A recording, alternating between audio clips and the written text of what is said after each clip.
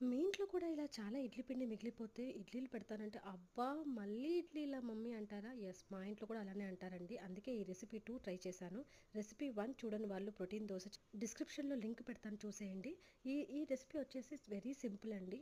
మనకు మిగిలిపోయిన ఇడ్లీ పిండిలోకి ఒక కప్పు చిన్న టీ కప్ అంతా ఈ బొంబాయి రవ్వని కలిపేసుకొని మనం పక్కన 20 మినిట్స్ పక్కన పెట్టేసుకోవాలి. అందులోకి మనం ఫైన్‌గా చాప్ చేసుకోవాలి. ఇలా ఆనియన్స్ అండ్ క్యారెట్ తురుము పిల్లలు చాలా ఇష్టంగా తింటారు. అండ్ కొత్తిమీరి అండ్ ఒకవేళ కారం ఇష్టపడే వాళ్ళు ఉంటే పచ్చిమిరపకాయలు కూడా చిన్నగా తరిమేసి వేసేసుకోండి. ఇలా 20 మినిట్స్ నానిన మన ఇడ్లీ పిండిలోకి వంట సోడా, సాల్ట్ అండ్ వాటర్ ఏసేసి బ్యాటర్ ఇలా తిక్కగా కాకుండా లూజ్‌గా ఉండేలాగా చేసుకోండి. అందులోకి మనం కట్ చేసి పెట్టుకున్న అన్ని ఇంగ్రీడియెంట్స్ అందులో కలిపేసేసుకొని దోస వేడివేడిగా వేసుకొని తినండి. Very tasty. పిల్లలు మాత్రం ఇదే చేయమంటారు. సో, ఒక్కసారి ట్రై చేయండి. నచ్చితే మాత్రం do share and subscribe my channel.